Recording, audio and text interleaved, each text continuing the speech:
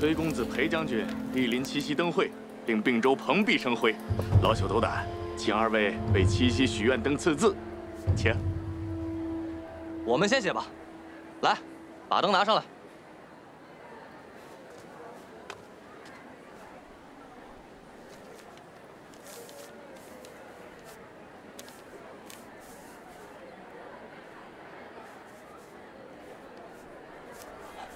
好字，好寓意。哎，小裴将军，咱们就写些实在的，就写啊，都娶上娘子。都拿上来吧。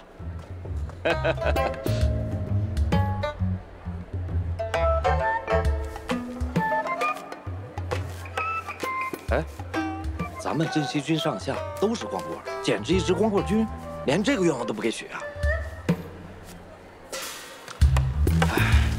风调雨顺，好，风调雨顺，好。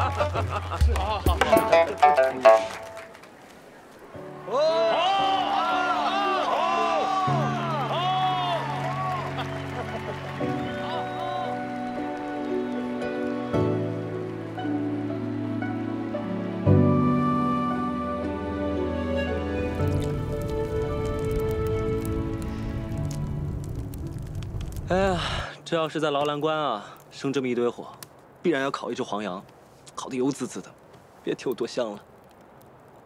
小的时候，阿娘也经常在火堆里面给我烤芋头吃。那下一次有机会我烤给你吃。说的我都有点饿了。走，带你吃东西去。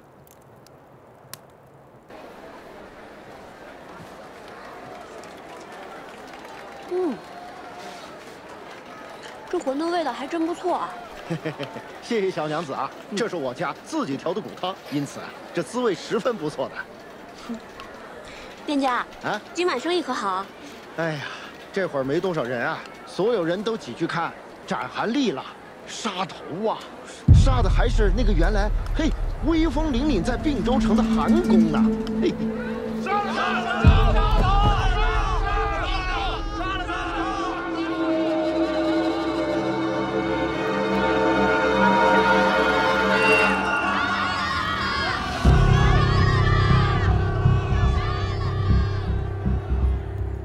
公子，都已安排妥当。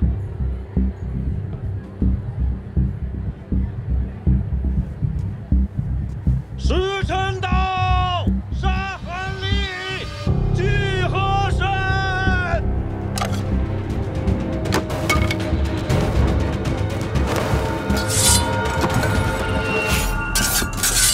救主公！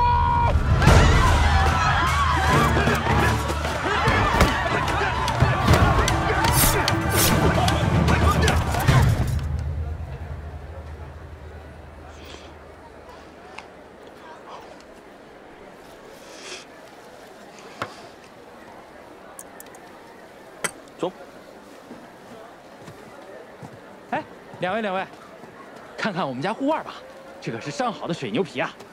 我老婆子一针一线缝出来的，3层皮特别结实。公子啊，您是习射之人吧？带上它再合适不过了。还不错。小娘子，给你夫君买一个吧。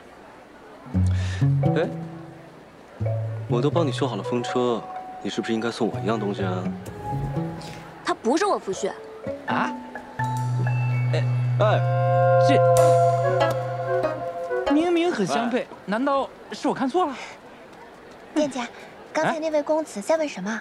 嗨，护腕问了又不买，哎呀，不知道在想什么。哎。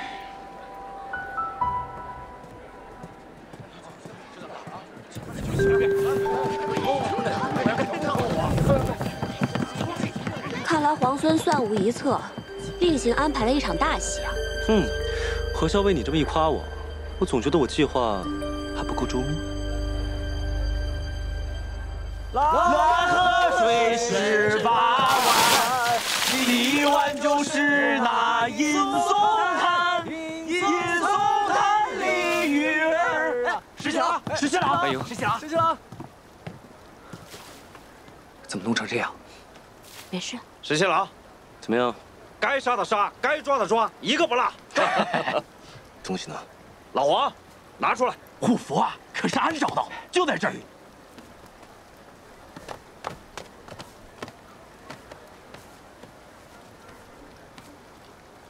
就在这儿呢。这些人，他们也太笨了，连引蛇出洞都不懂。哎，不是他们笨，那是石七郎太聪明，太笨，太聪明，太笨，太聪明。东西找不见了。哎，你不是放怀里了吗？你刚说要借虎符消消杀气，你快找找，放哪儿了？哎，老二是不是在你这儿？没有。既然你们崔家军螳螂捕蝉，黄雀在后，也不必藏着掖着了。陈醒。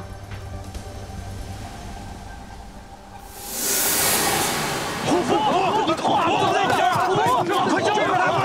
快点！喂，小娘子，你不是皇孙的爱妾吗？不是要和石七郎私奔吗？你虽然是崔家军的人，但不是身在曹营心在汉吗？现在怎么反倒过来帮这个小白脸坑咱们呢？就是，说清楚，怎么回事？胡说八道！你们小两口闹别扭，也不至于闹这么大吧？闭嘴！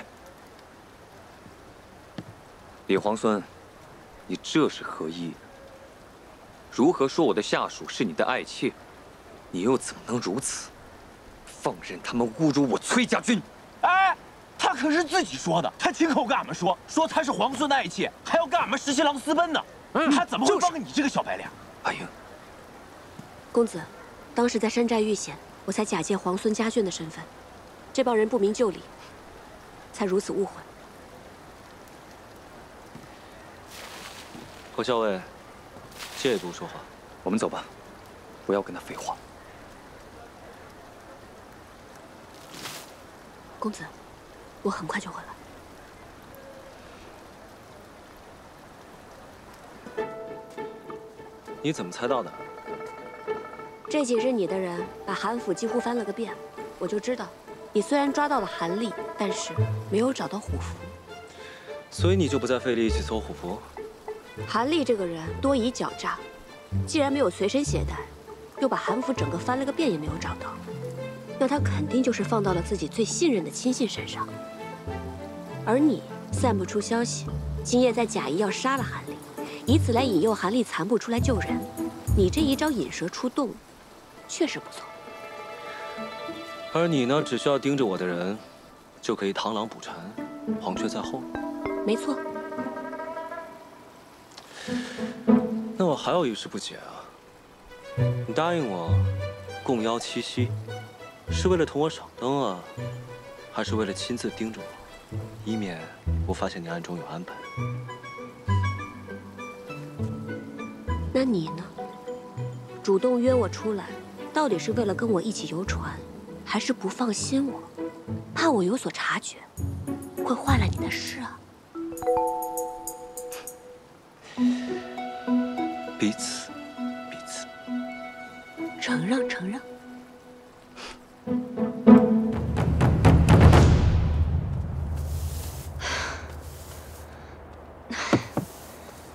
歇一会儿。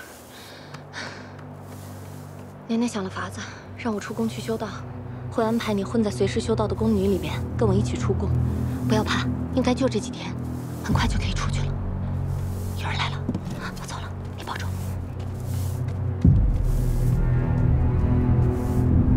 阿姐，阿姐，哎呀，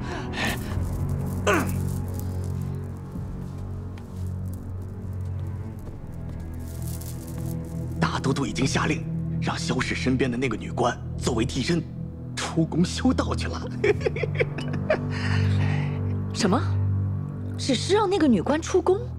那萧氏那个贱人呢？还安然无恙的在这宫里气我？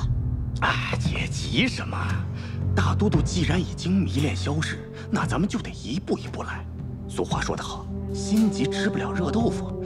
只要我们把萧氏身边的羽翼都给他剪除了，还怕没法子弄死他们啊？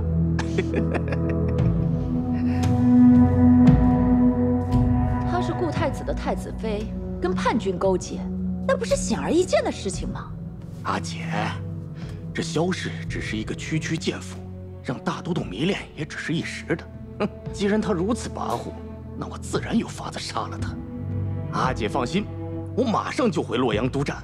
只要我们袁家在阵前继续立下功勋，阿姐在大都督心目中的位置就固若金汤了啊！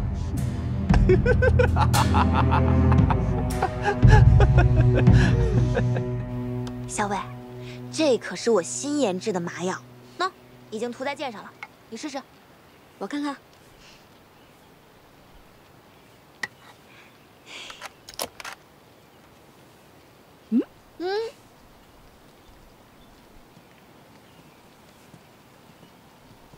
小姐，当时皇孙救你的时候，就那么把袍子解下来往你身上一披，他动作真是太潇洒了，我在楼上都看呆了。皇孙答应咱们追随在他身边，咱们以后再也不用担惊受怕了。多亏有皇孙。小姐，你说皇孙会喜欢这个庇护案吗？他定然是会喜欢的。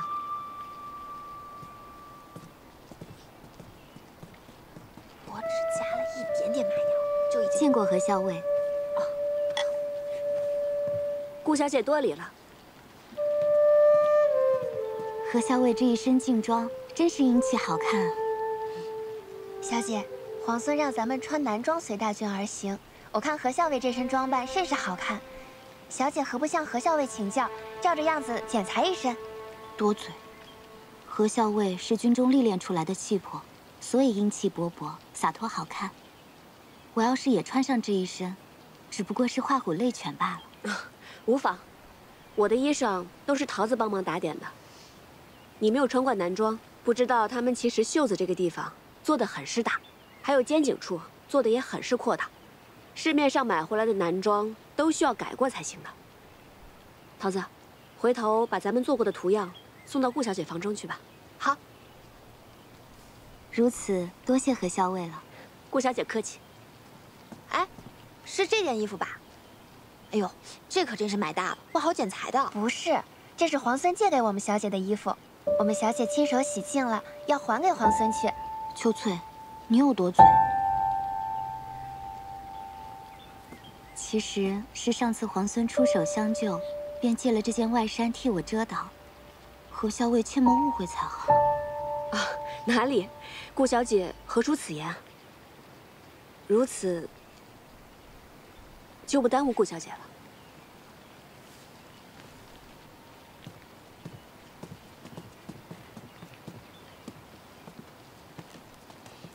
小伟，他们怎么说话总像绕着什么弯子，一拐18弯的。她们是闺阁中的女子，行事做派自然委婉含蓄。哦，好了，别看热闹了。哎，可他们总提到皇孙，可皇孙跟咱们有什么关系？跟他们有什么关系？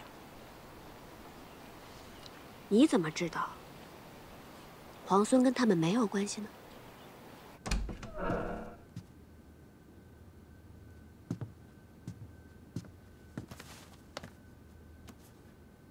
公子一看就是习射之人，带上他再合适不过了。还不错。小娘子啊，给你夫君买一个吧。哎，我都帮你修好风车，你是不是应该送我一样东西啊？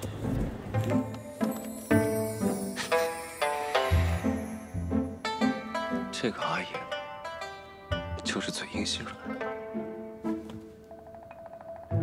真好看。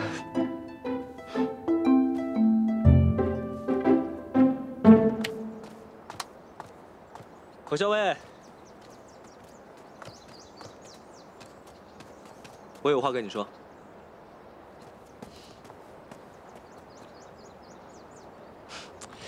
哎呀，有些人就是这么的嘴硬心软。这一大早上出去忙活了，也不让我知道。哦，是吗？哎呀，明明说着不送，最后还是送了。看来送给皇孙护腕之人，一定是皇孙十分重视的。那当然了。只是我觉得，虽然我重视他，但他更重视我。如此，便要恭喜皇孙。哎，你觉得送我护腕的这个人，跟我的爱妾比起来怎么样？皇孙慎言，当初我是为了脱身权宜之计，才出此言诓骗了诸人。可没想到皇孙居然口齿轻薄，公然在我家公子面前辱及我名誉。这么在意你家公子？那是自然。为什么？之前不便为外人知晓，所以一直没有告诉你。其实，我是我们家公子的侍妾，所以还请皇孙慎言，以后莫要在我家公子面前辱及我清白。走了，桃子。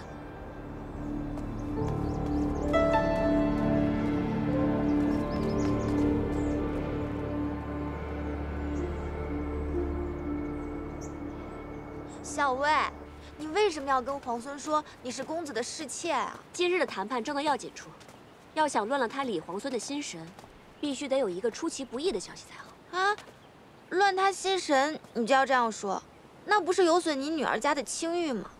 你跟公子之间清清白白，明明压根儿就不是什么他的侍妾，这样同外人说自己，以后还要不要嫁人？傻丫头，这世上能娶我的男人，才不介意我这么说呢。哎，不对啊，你以前总是说这世上能娶你的男人，只怕还未出生呢，怎么今天忽然就改口了？你终于发现这世上有能娶你的男人了，是不是？快告诉我是谁啊？他是……就不告诉你，快走吧，啰嗦。哎，告诉我嘛，我想知道。建州守军认服不认人，我们崔家军既然虎符在手，那建州已然是我们的了。那你们倒是拿虎符去呀！别以为老子不知道，你们不就想要韩立吗？凭虎符进城，以韩立相携，如此就能不费一兵一卒拿下建州城。并州城已经是你们的了，靠着韩立有何用处？那你们就把挪寇的军粮通通还给我们镇西去。今日也该有个结果。怕是那位皇孙没有那么好说话。韩立，我要定了。哎呀，公子啊，你的束发松了，我帮你去梳一梳吧。好。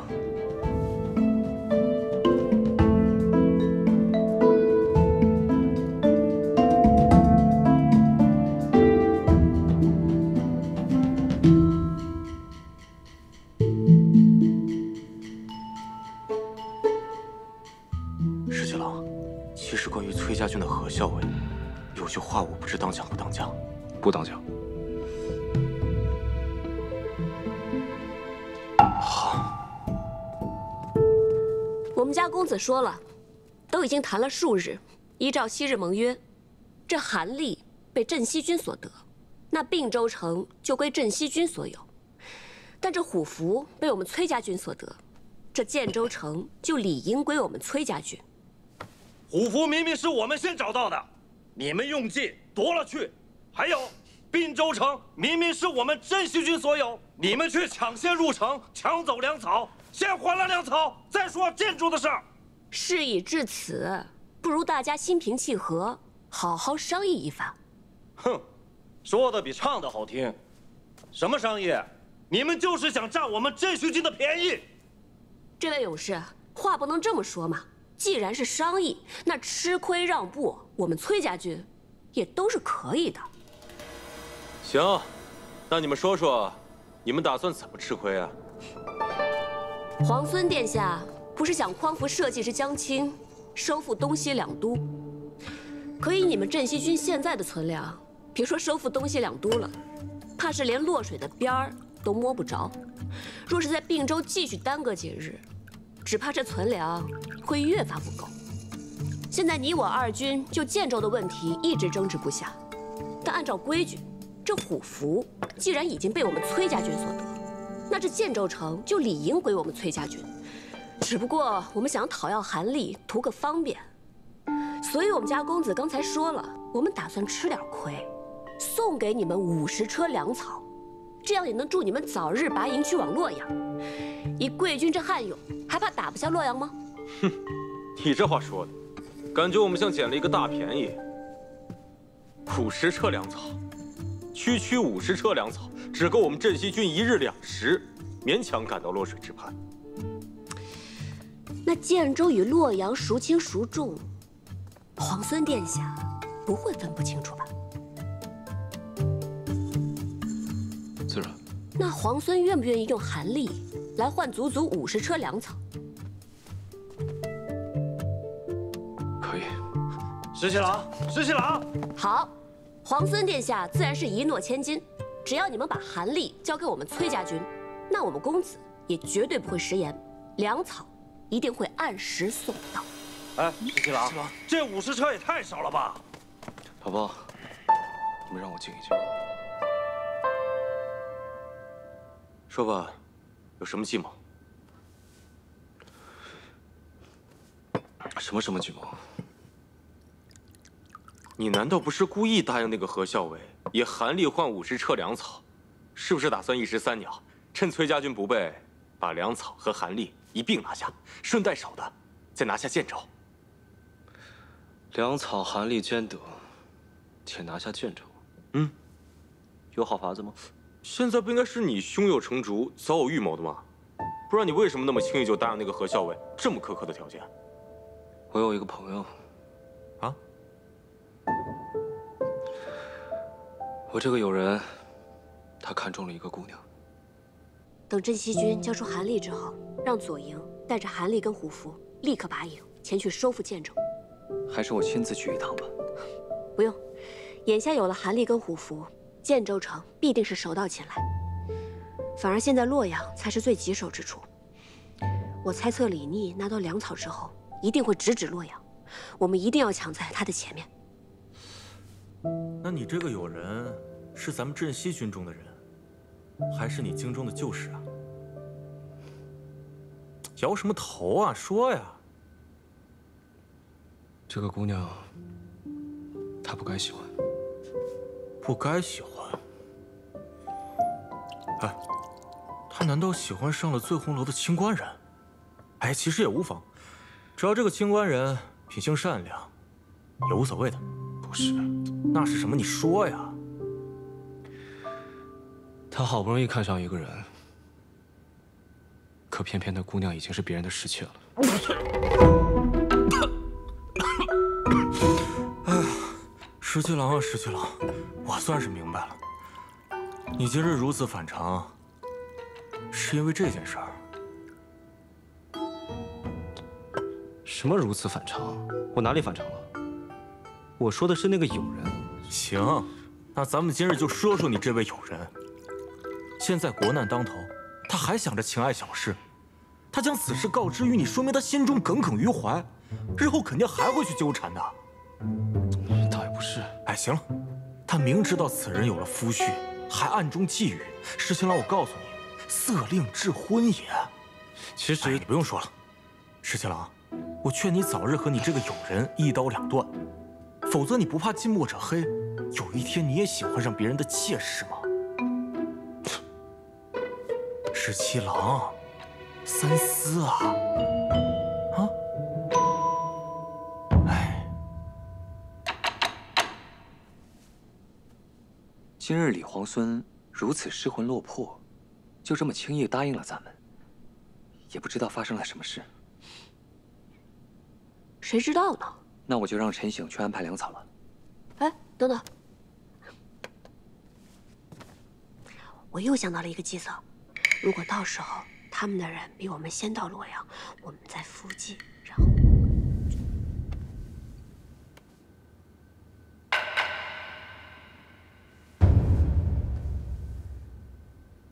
奴婢替娘娘出宫修道，是奴婢的福分。只是奴婢从小服侍娘娘，从府里到宫里，这么多年，奴婢舍不得。娘娘日后万千保重。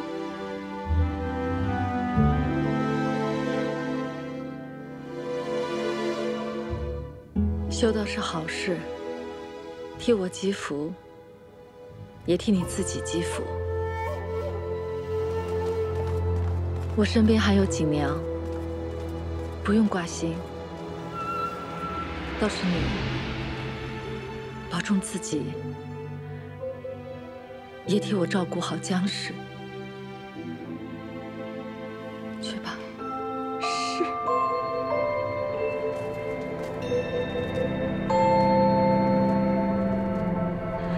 娘娘放心，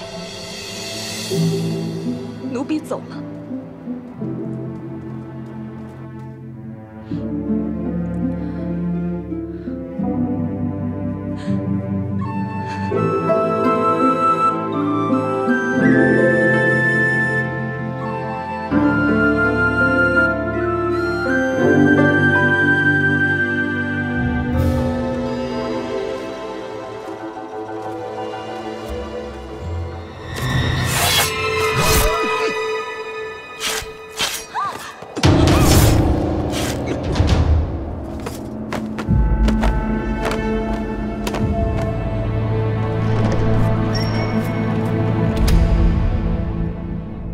大都督，都办妥了。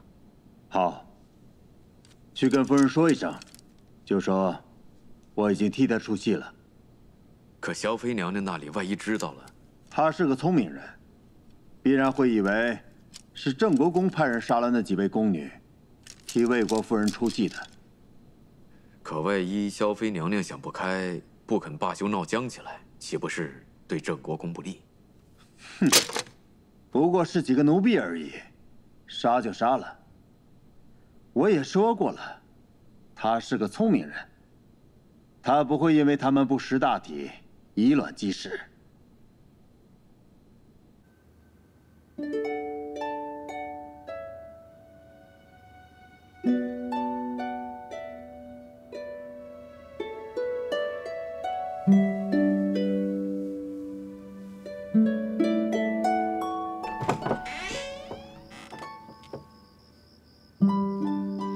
皇孙营夜来访，难道是想做梁上君子？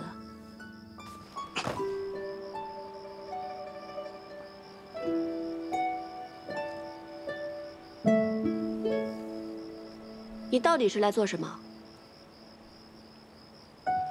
我今天来是想还你。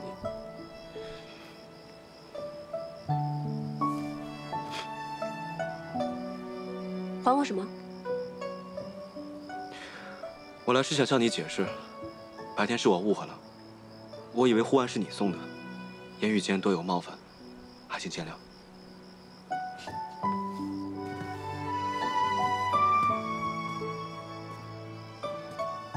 你以为是我送的？是，后面才发现是顾家小姐送的，不过我已经将护腕还给她了。你以为是我送的，所以带着很喜欢。后来却发现是顾家小姐送的，就还给她了。你是想来告诉我这个？倒也不是，我这不是看见月色正好，正适合抢虎符吗？这回你可猜错了，虎符不在我这儿。我知道。你既然知道，还来这干嘛？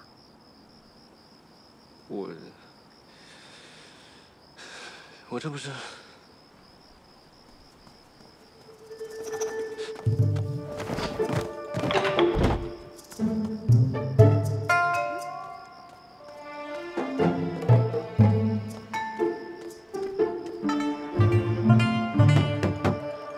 小伟，你睡了吗？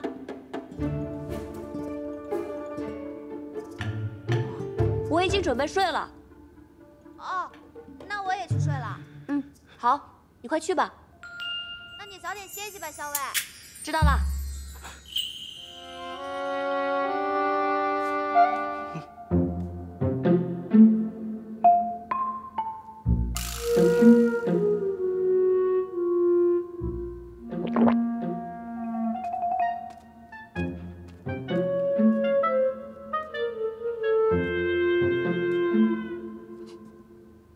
你捂着眼睛干嘛？脸这么红啊？太热了这儿。基业露重风寒，皇孙居然觉得太热了。你刚才为什么要帮我遮掩？深夜擅闯女子卧房，皇孙不嫌瓜田李下，我还嫌。我跟你说个正事，今日你用50车粮草换取建州，明显不公。我知道你们崔家在荆州埋伏着人手，我父王被孙敬扣在京中，我想借你们人手一用，救出我父王。皇孙真是毫不客气呢。我要是偏偏不答应呢？你要是不答应，那我就……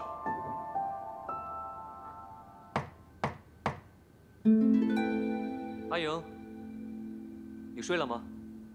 我刚睡下。我有要事要同你商议。好，我来了。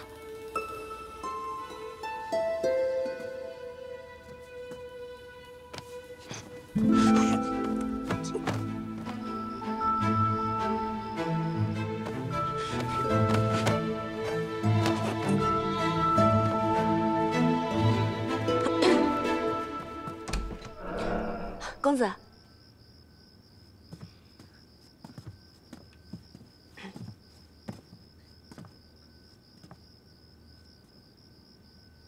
公子，是不是哪儿来了军报啊？其实也没有什么要紧事，只是我听桃子说你未用晚膳，所以才过来看看你。不过我见你气色还挺好的，看来是我多虑了。不过下午点心多吃了点儿，晚上就没什么胃口。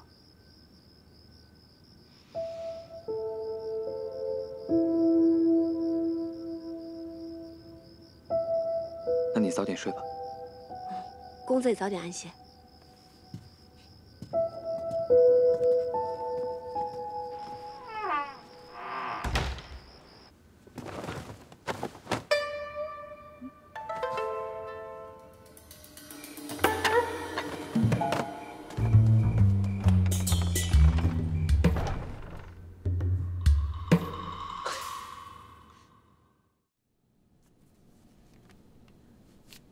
都打听清楚了，世娘和江氏的骨灰都被养在了城外。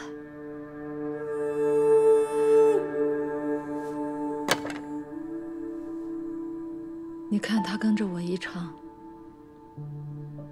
却落得一个挫骨扬灰的下场。娘娘，你想哭就哭出来吧。我不哭。即位太子妃，我就要坚强，不能再哭。可是我恨我自己，为什么这么没用？没有保住江氏府中太子的骨血。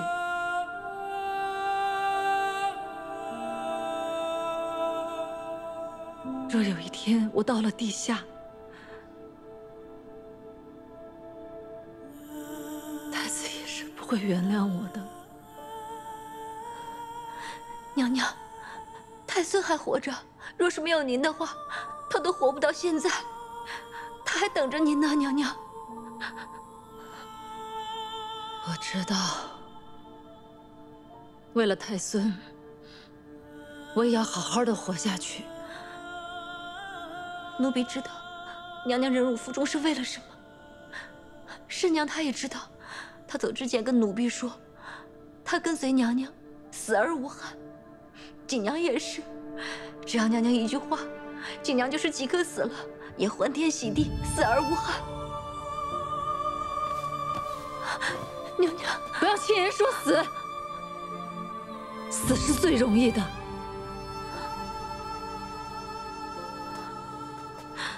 太子薨逝时，我若拿一把刀一抹脖子，那是最容易不过了。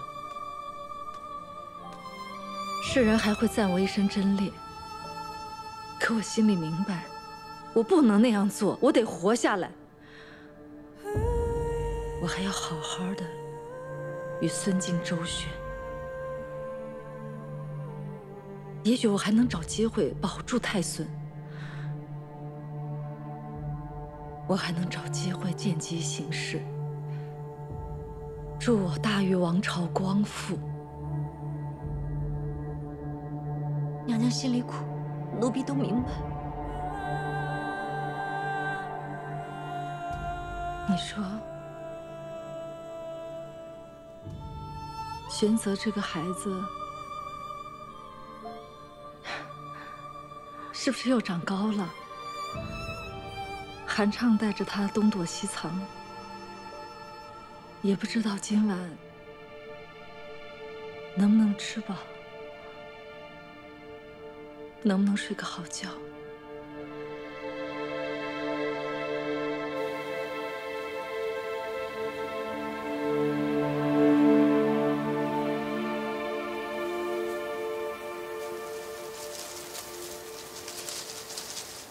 殿下，喝口水吧。韩将军，之前咱们不是商量过假扮成叔侄行路吗？将军叫我阿泽便是了。太孙身份不同，此处四野无人，该守的礼还是应该守的。殿下饿了吗？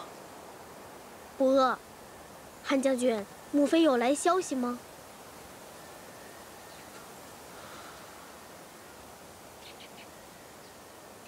没有。来，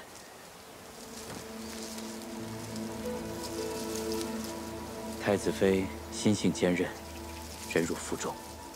若不是她机敏安排，我和太孙也难逃过孙京的搜捕。如今行路既远，太子妃处消息断续，也是常有之事。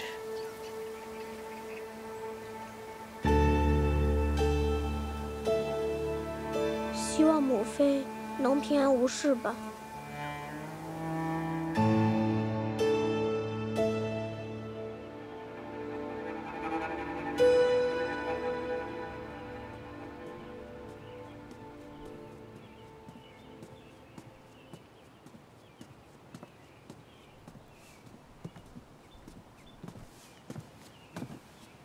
见过皇孙，不知皇孙相邀，所谓何事？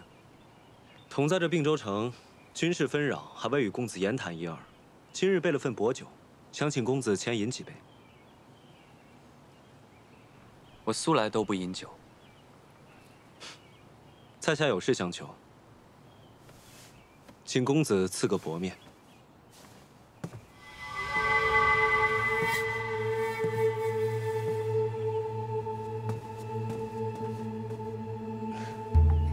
皇孙有事，就直说吧。之前不知何校尉的身份，若有冒犯，还望见谅。什么身份？他的身份？公子何必明知而故问呢？他不过我军校尉，能有什么身份？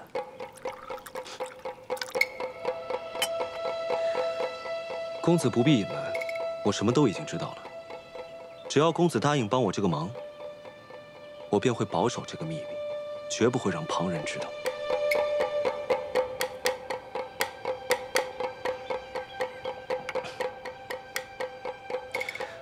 公子放心，我李世基一言既出，驷马难追。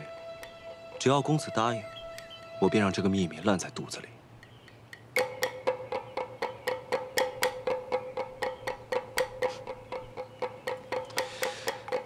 你不会是想杀我灭口吧，公子？你们崔家军虽然势大，但我们镇西军也在并州。公子能得手吗？皇孙说笑了，大家都是秦王之士。皇孙说吧，你究竟有何事，需要我们崔家相助？但说无妨。我的父亲梁王被孙敬扣在了荆州。我知道你们崔家在荆州埋伏着好手，只要公子鼎力相助，我就必能救出父王。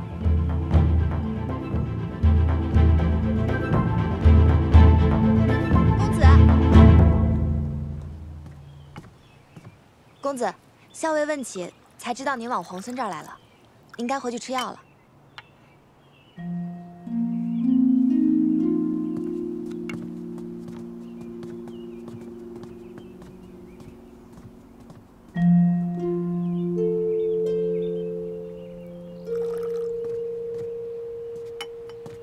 哎，我说石七郎，你不说今天要摆鸿门宴吗？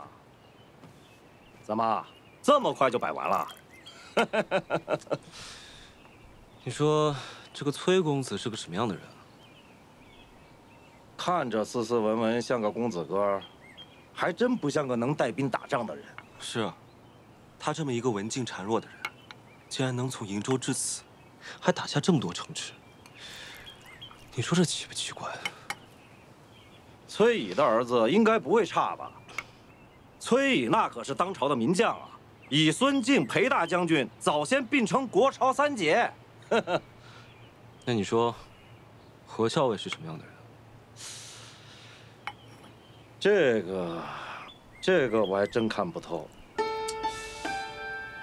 你是知道的，我沙场摸爬滚打10几年，什么样的人我没见过啊？可这样的人我还真没见过。你说她是个女人吧，她却心狠手快，智谋百出。哎呦，我还真琢磨不透啊。所以我总觉得，这个何校尉身份不简单。他说的每一句话，也不知道有几分能信。对了，石七郎，大军已经准备好开拔，咱们并州的布防也准备妥当，什么时候出发呀？越快越好。校尉，我赶去的时候，公子脸色甚是难看。无妨，公子已经把李逆说的话原原本本都告诉我了。李逆这个傻才，竟然出言讹诈，想一箭双雕。既想诓骗出我真实身份，又想骗公子答应他救出梁王。幸而公子没有上当，不过这个李逆已经开始起义了。幸好你已经劝公子早早开拔，陈兵落水。那这儿的东西我先收拾吧。嗯。校尉，这风车咱们还带走吗？扔了吧。真的扔了？扔了。哦。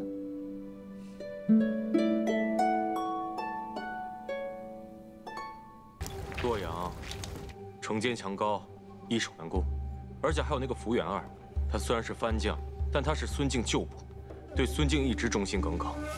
所以石七郎，攻城是下之策。而且我们的左近还有崔家军虎视眈眈，万一我们攻城失败，将会腹背受敌。洛阳城也并不是没有破绽。孙敬的内弟郑国公，不是在洛阳城督战吗？此人志大才疏，又素来与福原二不和，我看他就是洛阳城最大的破绽。石七郎，洛阳城中派出密使，想见你。请。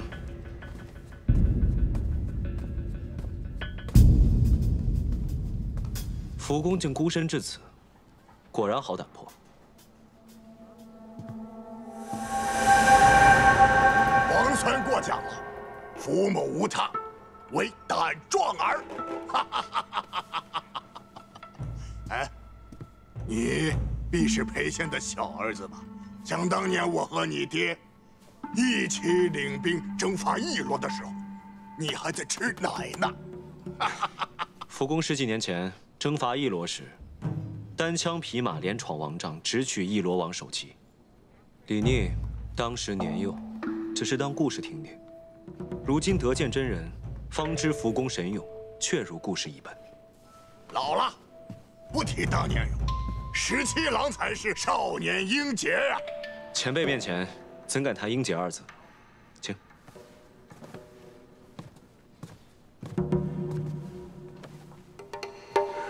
镇西军和崔家军在并州的事儿，老夫都听说了。这韩立既是皇孙所获，那为何不将建州城也一同获入囊中，反而让崔家占了个大便宜？我们镇西军不像崔家军这么财大气粗，所以只能拿建州换取粮草，我也是无可奈何。皇孙就不想出口恶气，把那崔家的粮草辎重夺过来？福公怕是忘了，我为何兵临洛阳城下？皇孙想要洛阳，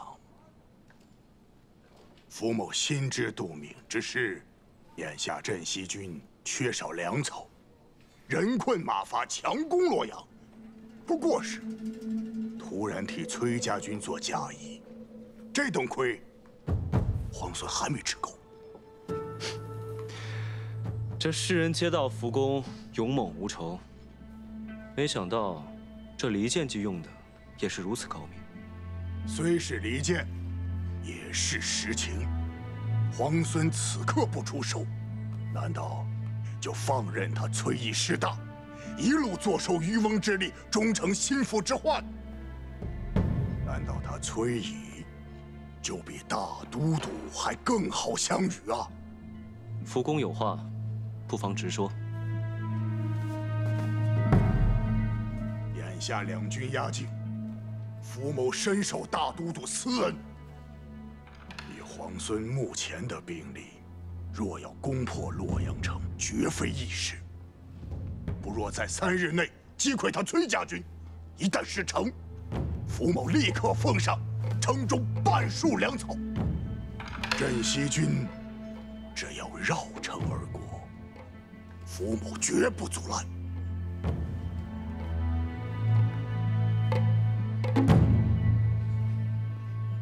皇孙不妨考虑，明日给我答复不迟。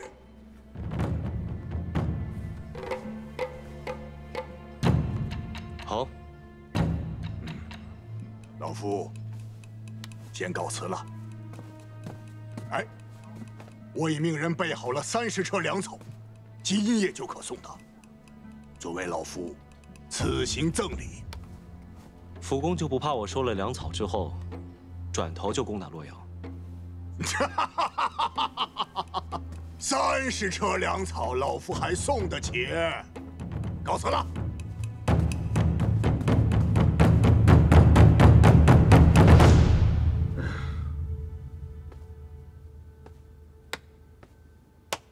韩立这个蠢材，没想到这么快就丢掉了兵家2州。我还以为他经营多年，骑马能耗得镇西军大伤元气，没想到他中看不中用。镇西军和崔家军联手，韩立自不能敌。如今镇西军必然剑指洛水，咱们对百越的大军是不是暂时先撤回来一些？南征百越是开疆辟土之大事。李氏玉朝100年来，数征百越皆大败而归。若是我能够平定百越，便可让天下应服。是，但如今战局危急，征兵吧。再从各道多征一些兵来。李逆虽能，但他兵马有限，便是为。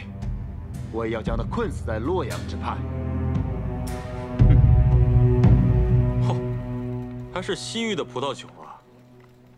石七郎，你说这个福元儿，那真的就是老谋深算。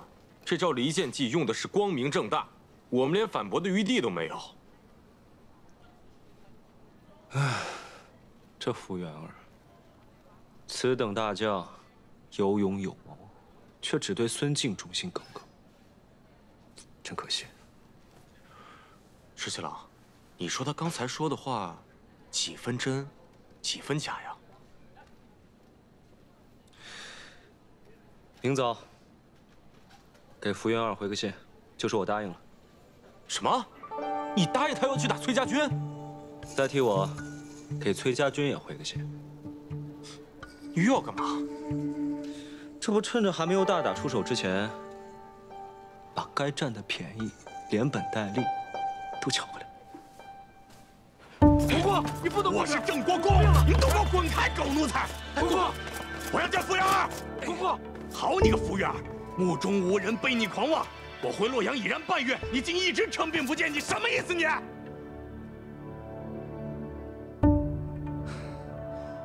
我已然得到密报，说前几日你独自一人前往镇西军大营，私会了李逆。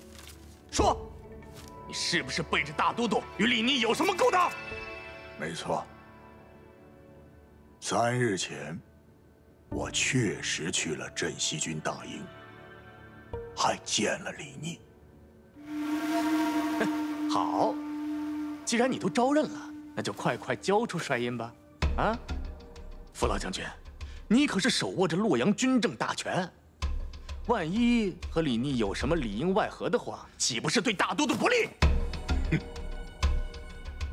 帅印那是大都督亲手，除非大都督亲至，否则我是不会交出帅印的。巧言令色，你！我见李逆是想逼迫他去打崔家军，两军现陈兵落水，若是联手，这洛阳城就凶险得很呐。最好的法子就是让李逆去击溃崔家军。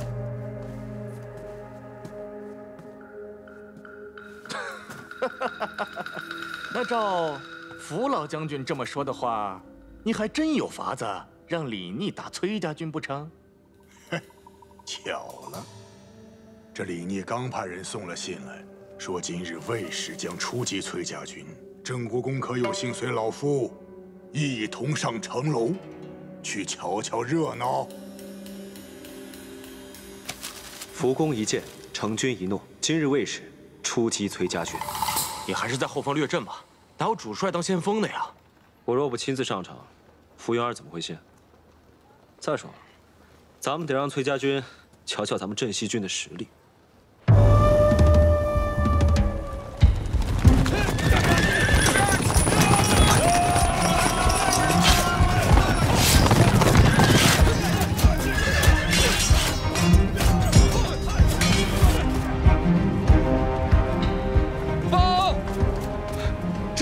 全数而出，杀上崔家军。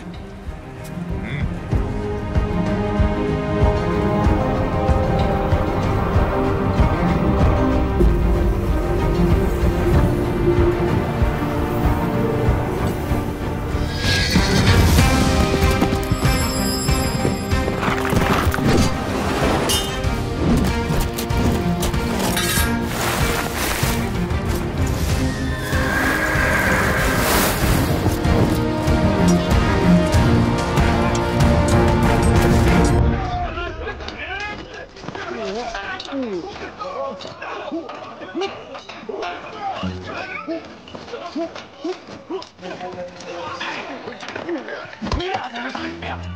之前不是说假打吗？打谁不一样？屁话！你打自己人吧？打崔家军呢？打他们啊！去呀！呀！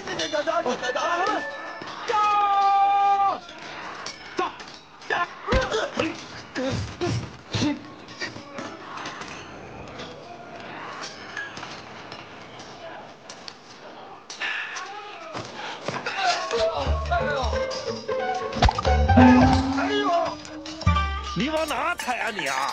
竟敢踩你爷爷的手！以后，你不是死了吗？诈尸呢？原来你们镇西军都是这种欺软怕硬、只会诈尸的鼠辈。臭小子，看爷爷今天怎么收拾你！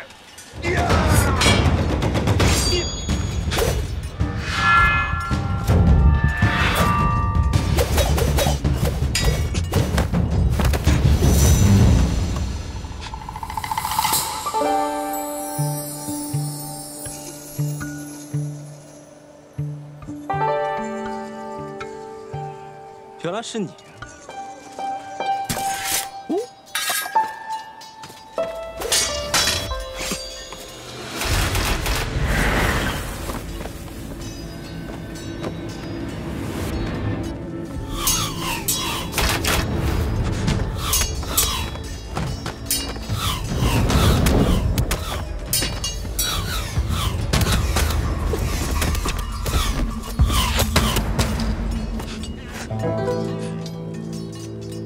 我可又救了你一次啊！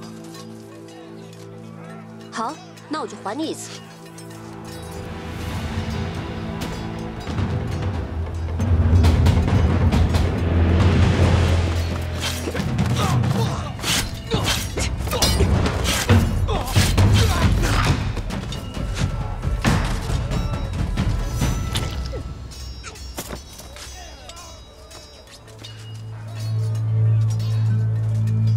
这些人为何要杀你？这些人虽皆是面生之人，又极力遮掩，但我心中有所猜测。石七郎，没事吧？受伤了？姓崔的，不是说好了假打吗？怎么回事？我看交战到这儿差不多了。走。报。如何？事后来报，镇西军已击溃崔家军，崔公子负伤，崔家军后撤30里，重新列阵。镇西军虽胜，但损伤惨重。元帅李逆腿部中枪，已被抬回军中。好。哎，副将军，都说这个李逆狡诈，崔家军勇武，我看不过如此嘛。不如让我带兵各个击破，好向大都督报喜。什么？哎，我答应了李逆，只要他击败崔家军，便送他半城粮草，允许他绕洛阳而过。什么？你给他粮草，你还让他绕城而过？你这要造反呢你！你懂什么？洛阳乃是东都，地势人心，非同寻常。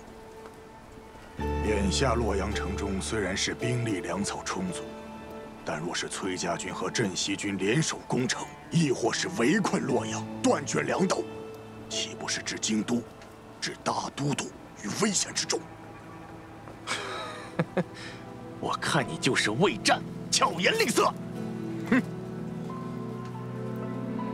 我冒险用计离间崔家和镇西两军，如今他们两败俱伤，只怕万一这里边有诈，必得先将他们引离洛阳，而后再筹谋如何将他们分而击尽。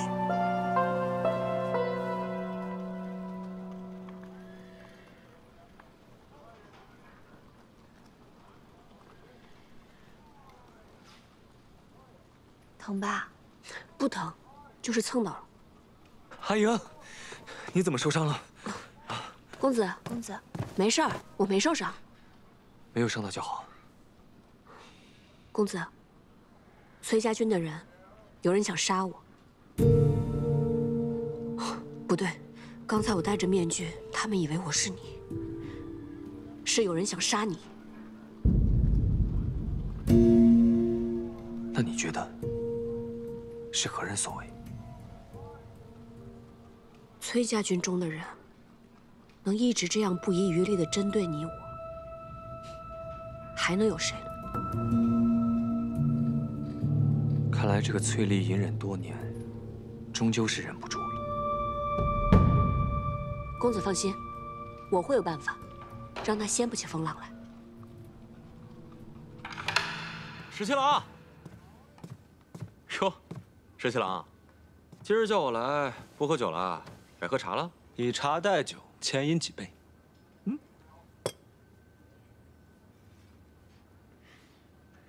哎呀，如此好茶，得多饮几杯。不对呀，你今天怎么那么开心啊？有喜事儿？哎呀，你算是说到点子上了。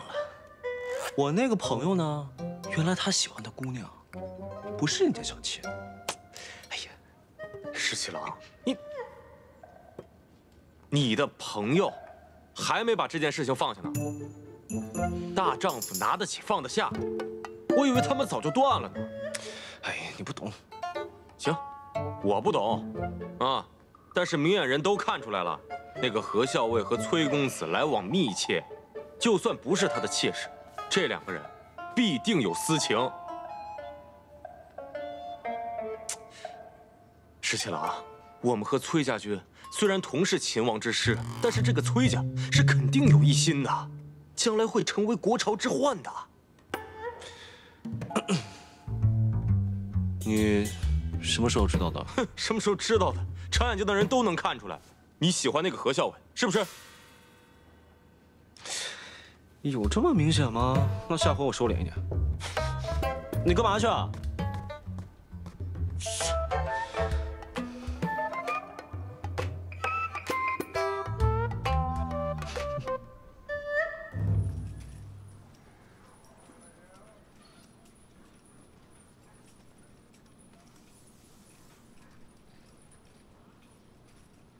小伟，吃饭啦！吃饭啦！桃子，帮我把最毒的毒药拿来，沾唇即死的那种。你要毒药做什么？去拿来就是了。哦，行，我这个去。毒药。哎呀，最毒的毒药。怎么，何校尉知道我来了，想杀我灭口啊？皇孙受了伤，不在营中休养，到我这来做什么？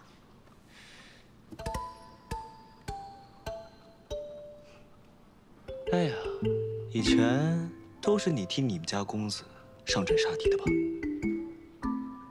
当然不是了，今日公子身体不适，我才替他上阵。哦，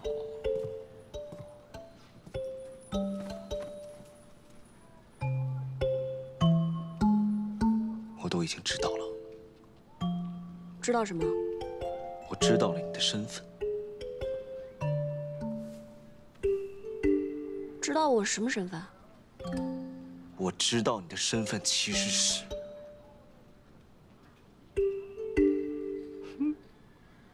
我知道你其实压根就不是崔公子的小妾。我就不是，那又如何？哼，你这个满口谎言的小骗子！啊，跟你商量个事啊，如果我抓到郑国公，洛阳就归我，如何？ 那不行，即便你能抓到郑国公，除非你们镇西军不需要我们崔家军相助就能攻下洛阳，否则洛阳不能归你。小伟，毒药拿来了，咱们是要去给镇西军下毒。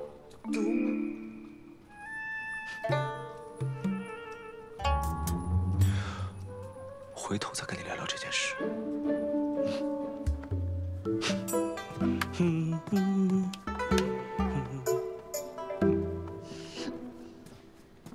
小伟，这李皇孙怎么来了？他跟你说什么了？怎么还有以后再说？你以前有什么事情都不瞒着我，现在都不告诉我了。这毒药还用吗？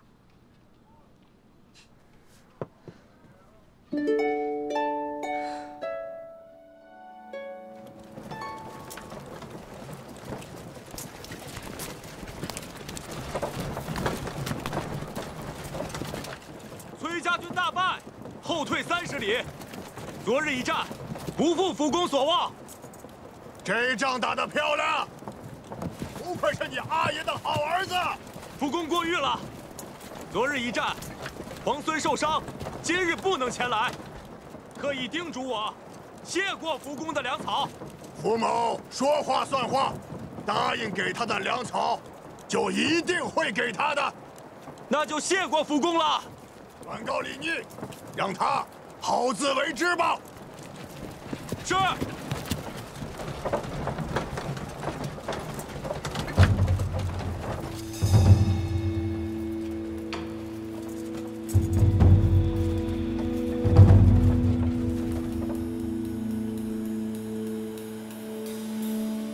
石七郎，这不是服务员答应给咱们的粮食吗？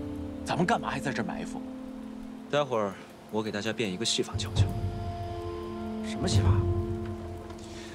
就从这粮食里面，给你们变一个郑国公出来。啊！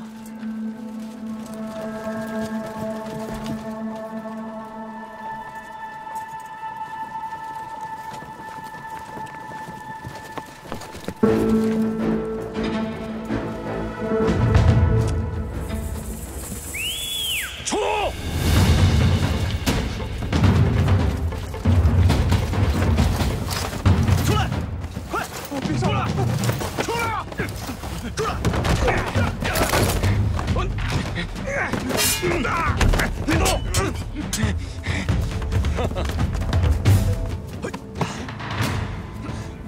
裴将军啊，这够吃多长时间啊？够吃一阵了。这还抓到一条大鱼呢，这下洛阳城啊稳妥了。这就是孙敬的小舅子，郑国公是吧？啊，哎，长得也不咋好看呀。就是啊，那孙敬的老婆长得肯定也不好看。哎呀，我还没见过国公这样的大官。这甲不错呀。不错呀！嘿嘿，这样的大官就一刀，竟然嗷嗷的哭。洛阳城的亲贵子弟躲在这个粮车上想偷袭我们，还是我们十七郎神机妙算，把他们逮了个正着。既然已经抓了郑国公，那么这洛阳城就等于是在我们手上了。是啊，太好了，太好了！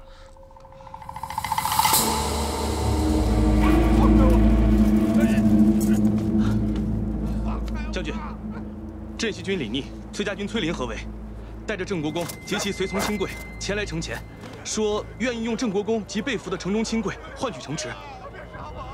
换什么换？什么郑国公、外国公，都比不上洛阳城。这等泼皮无赖的事，也只有你们镇西军做得出来。你别看泼皮无赖，可是管用啊！敢不敢跟我打个赌？我才不跟你赌呢！姓符的胡儿，给我听好了！我们家皇孙李元帅说了，给你一个机会，只要你打开洛阳城的城门，我们就放了郑国公和这些亲贵子弟。我们保证，不拿城中的财帛，不伤害城中的百姓。怎么样啊？这买卖划算吧？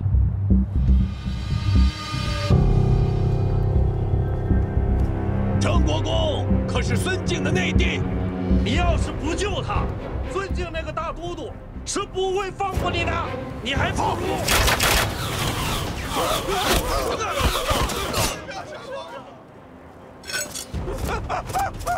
放箭啊！射死了郑国公，砍孙敬，不砍了你们的人头。扶阳，你疯了！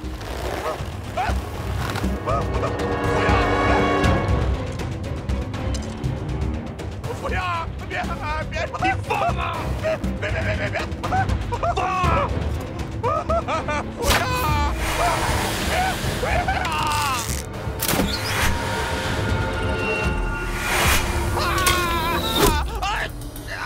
服务员，你这个混蛋！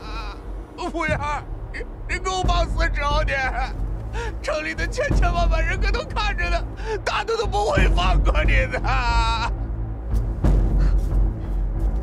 剑法不错呀，要是再偏一点，射中郑国公的心口，那可就不好用了。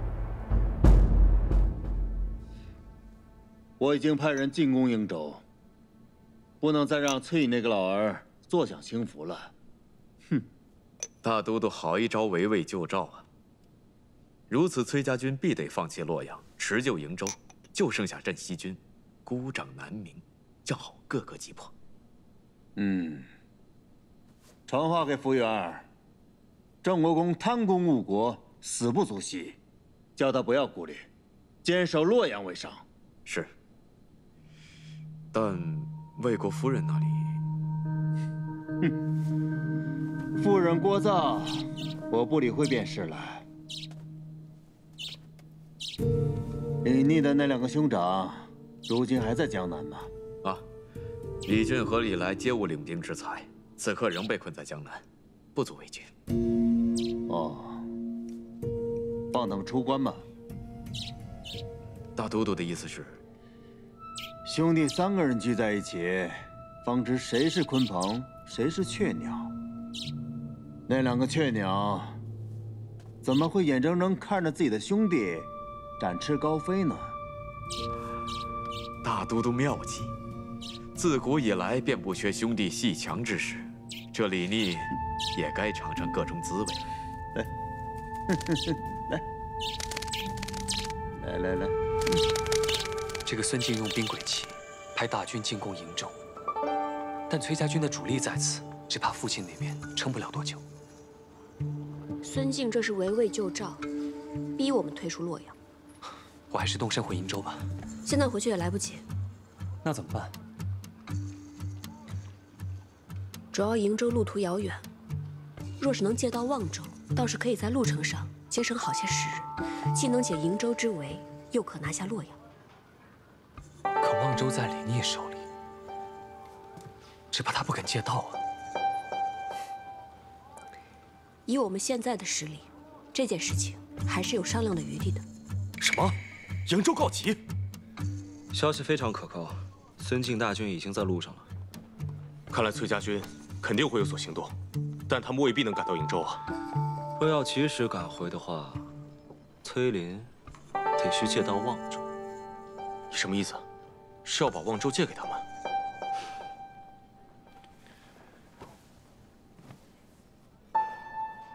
我等他们来还。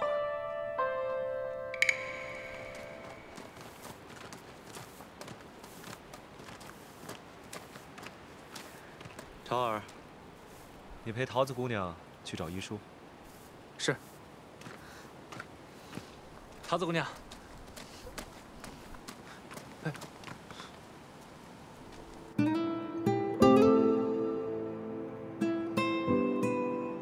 东都之壮阔，唯登高可见。俯视洛阳川，茫茫走胡兵。流血屠野草，豺狼尽灌婴。皇孙借太白的诗，是在暗讽何人？我只是呼声感慨，穷极壮丽的东都，如今一卷入战火，虽无宁日，不知何时能现。皇孙自起兵以来，便知道，这烽火连天，白骨万千，只有以战止战，方才可天下太平。我只希望能够早日收回这半壁河山，还天下百姓一个安宁。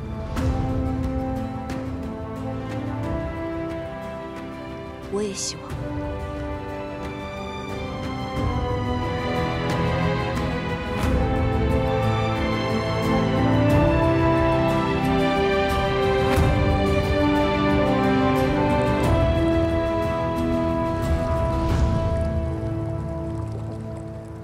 那日你跟我说，想借我崔家军在京中的人，帮你救出梁王。不是不行，但你得先赢了我。听你这口气，又想出什么花招？那皇孙愿不愿意跟我来赌一把？知道皇孙谨慎，那赌注就由我来说吧。如果我赢了，你要让我借到望州；如果你赢了，那我崔家军便帮你救出梁王。听上去倒是挺公平的，怎么赌？怎么赌？其实很简单，你闭上眼睛，我从1数到10，在数到10之前，如果你忍不住睁开了眼睛，那你便输了。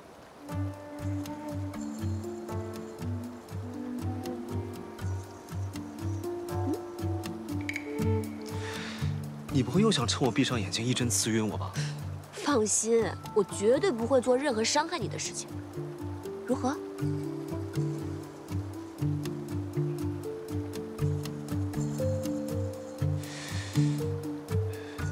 赌。不过呢，我要自己来数数。就算你一针刺过来，我也绝不正眼。好，那你闭上眼睛，自己数数吧。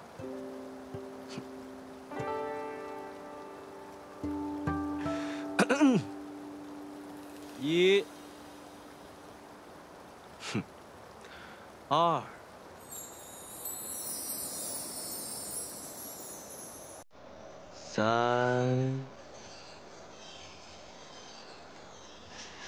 你是在。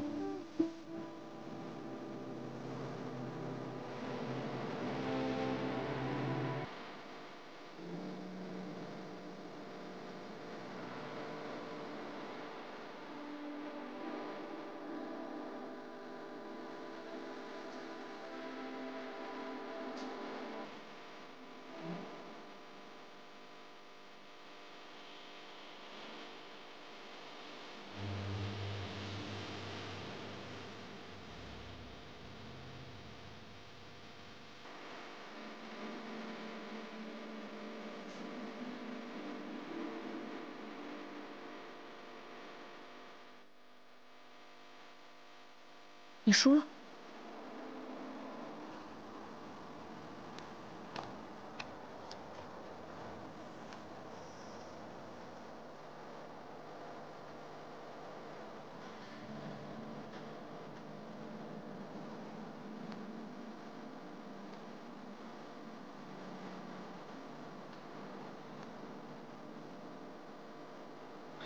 喂，刚才可不可以不算啊？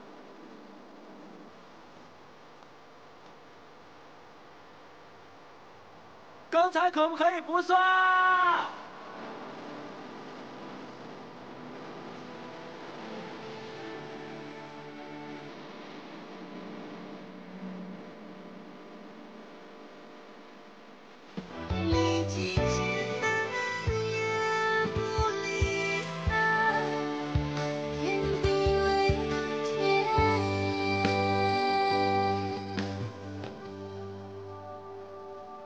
道长，我听说太清宫藏经阁内有一本医书，乃是孤本，能不能借阅一览？祖师爷立下的规矩，藏经阁中的书从来不外借。道长，我愿意诚心为观中挑水洒扫，只请道长能够允许我入阁借阅。挑水洒扫都是重活，你一个姑娘家，道长，我愿意帮他挑水。道长，我也愿意帮他洒扫。道长，我也愿意帮忙，还请道长行个方便。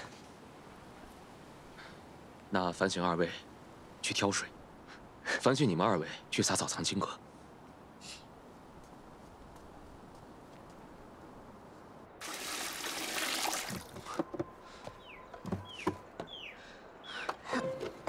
哎，桃子姑娘，我来帮你吧。哎，那可不行，你是来帮我干活的，又不是来替我干活的。还有啊，你为什么要帮我？我也不知道，反正我一看到你，我就想帮你。那。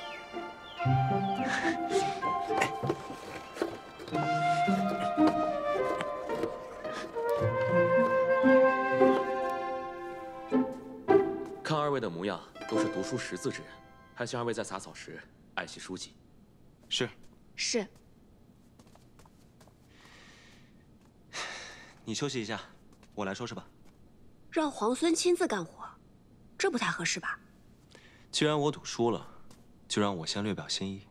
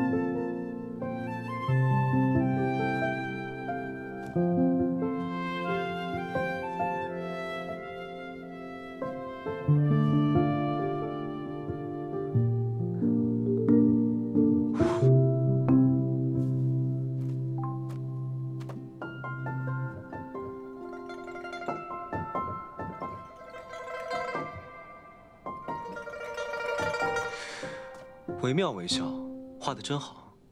此画命名为《皇孙劳作图》，你觉得如何？题名更好。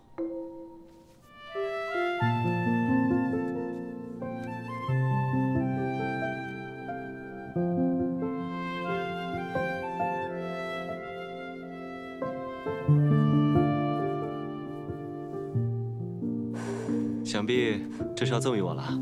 哎，这是我画的，为何要赠给你啊？可你画的分明是我，自然归我。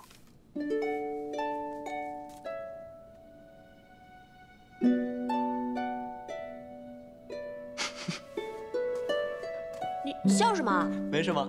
你在笑我什么呀？没什么，不能说。你快说，你在笑我什么？要是我说了，你不许生气啊。你先说来听听啊。你呢，将我放在你胸口，日日夜夜这么带着，思念时还可以拿出来看一看。我自然高兴，我一高兴就笑了。油嘴滑舌。哎呀，多谢强子。你这个人真是无孔不入。好了，我们说正事吧。既然你赢了赌约，那我依约让你借刀望州。只是，你如何才能答应我救出我父亲？那你不妨考虑一下，帮我攻下洛阳。好说。皇孙就这么有把握，已经可以攻下洛阳了？首先呢，你我联手陈兵洛阳城下，就已经有了5分胜算。郑国公被擒，7分胜算。福云儿虽然悍勇，但他并不明朝中的政局，更不知那些世家的打算。9分胜算，这都已经有了9分胜算了。这个洛阳城，不尽在掌握之中吗？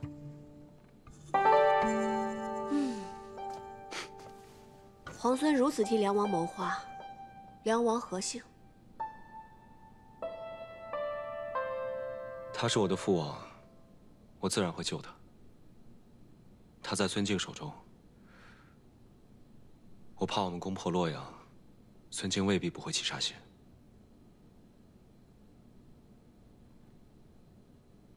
那不如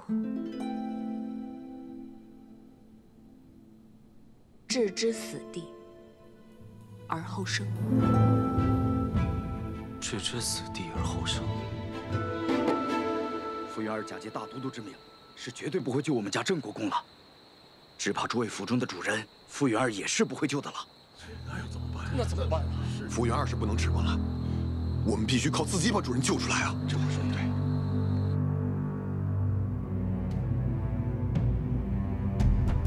将军，出事了！进来。郑国公的家人率着私兵打昏了城门守卫，开了城门，引镇西军和崔家军入城了。什么？完了，全完了！这些蠢货！没想到这洛阳城葬送在他们手里，我要杀了这些蠢货，斩死寻常！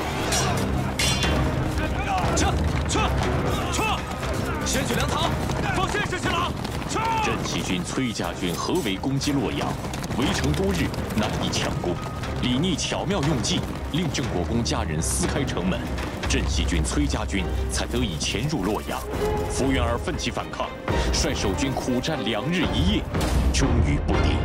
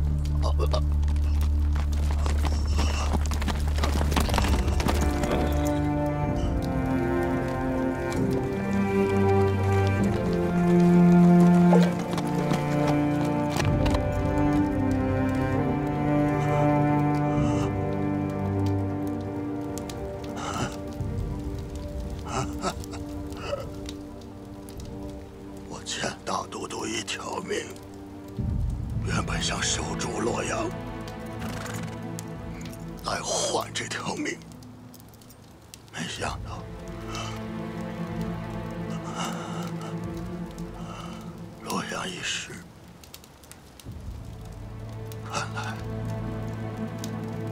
今天我真的把这条命还给大都督了。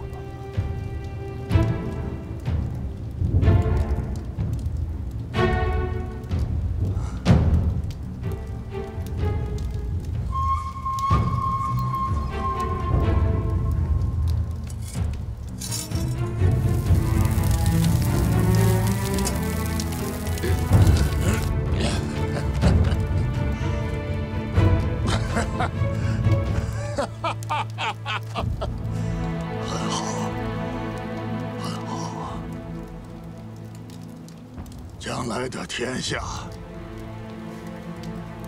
就是你们这等少年英杰的。